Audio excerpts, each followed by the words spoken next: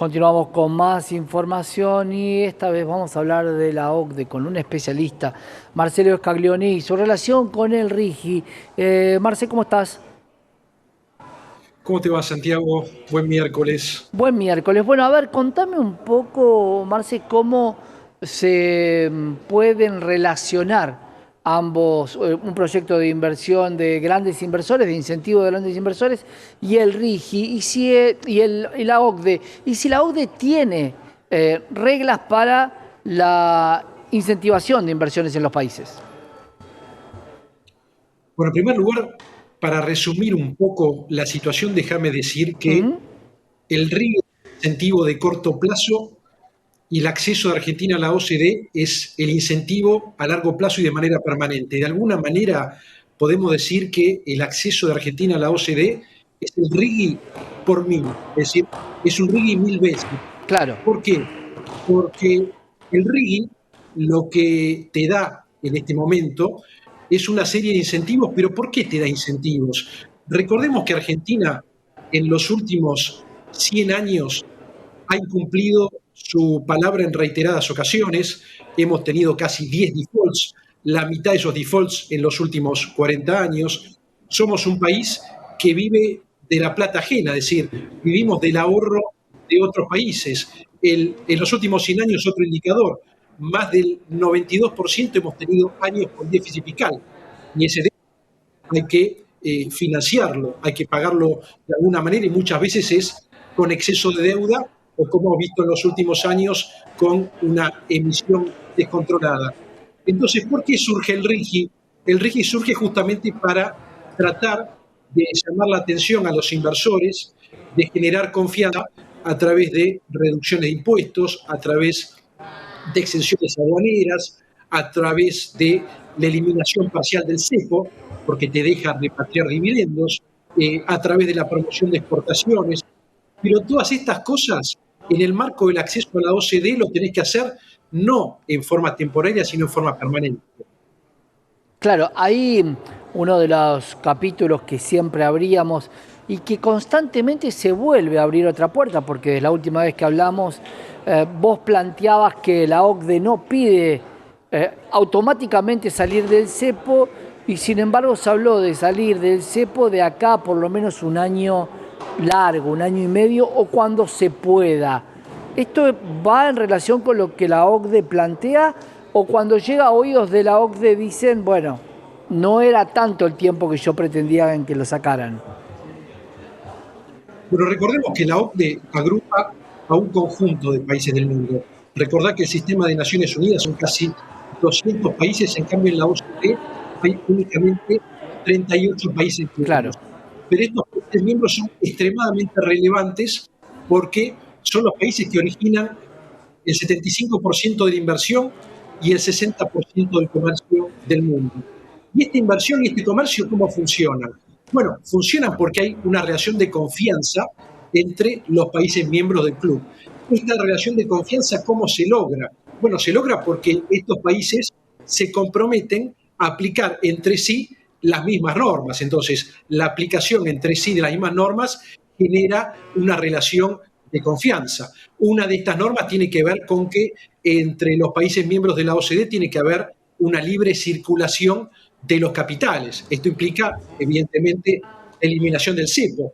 Pero no es el único requisito, porque como te decía antes, la OCDE es el RIGI multiplicado por 1000. ¿Por qué? Porque te exige, en un marco de cooperación entre los países, en un marco de revisión que se hacen los países miembros entre sí, que vos tengas una política macroeconómica que sea consistente en el largo plazo, te exige que tengas un sistema impositivo que permita financiar bien la inversión y el gasto, implica una desregulación importante y una simplificación para las acciones que hace el Estado con los ciudadanos y con las empresas, implica una reducción de la carga tributaria, implica también tener educación y salud de calidad, porque si no un claro. país no puede crecer en forma permanente. Como ves, son una serie de requisitos que no se tienen que dar únicamente en el corto plazo, sino que tienen que estar consolidados de manera permanente. Claro, esto es un largo plazo en serio por las variables que estamos poniendo. ¿Qué pasa con España, China y México en este grupo? ¿Los tres forman parte? Me estás diciendo España, Chile y México. Bueno, China, el China y caso de Chile, México. China. China, perdón, no te escuché bien. No, China no forma parte de la OCDE, es un socio estratégico. La OCDE tiene un acuerdo estratégico con los BRICS, en el cual estos países colaboran y cooperan con la OCDE sin ser países miembros, pero bueno, en el caso de China no es parte ni puede ser parte de la OCDE, porque la OCDE es un grupo de países que también se reúnen en base a tres valores fundamentales. El primero, que es la democracia y la promoción de la libertad. El segundo, que tiene que ver con el respeto a los derechos humanos. Y el tercero, que tiene que ver con la promoción de la economía del mercado. Si no cumplís con estos valores, no podés ser parte de la OCDE como miembro pleno. ¿Qué pasa con los miembros entre sí desde la geopolítica, no tanto de lo comercial? ¿La OCDE puede interactuar en rencillas que puedan tener diferentes países que son miembros o no actúa en ese sentido? Bueno, recordemos, como te decía antes, que la OCDE es llamada generalmente como la Casa de las Buenas Prácticas, porque los países se reúnen entre sí para cooperar y elevar el estándar de sus políticas públicas, tanto institucionales como económicas, de capital humano y de ambiente. En el marco de esta convergencia de políticas públicas, tiene que haber una cierta afinidad entre los países.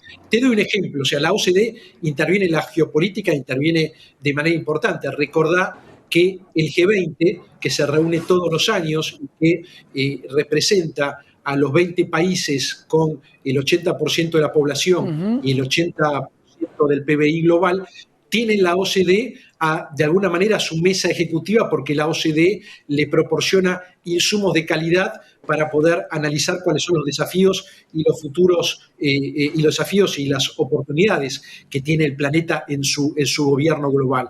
Y te doy un ejemplo. Uno de los últimos países que está recorriendo el acceso a la OCDE junto con Argentina es Indonesia.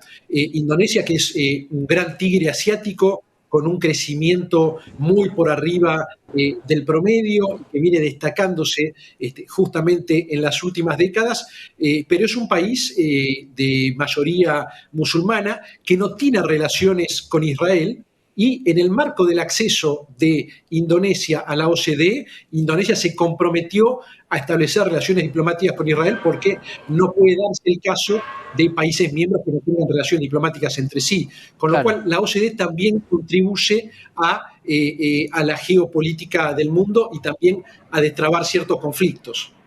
Marce, vamos a seguir charlando porque a veces lo que la OCDE exige, el presupuesto argentino no llega a dar, ¿no? ¿Quién nos ayuda en la parte educacional si los maestros cada vez ganan menos, ¿no? Digo, hay países que tienen una economía un poco más sólida para poder consolidar algunos objetivos. Pero lo vemos la próxima, ¿te parece? Economía versus objetivos, porque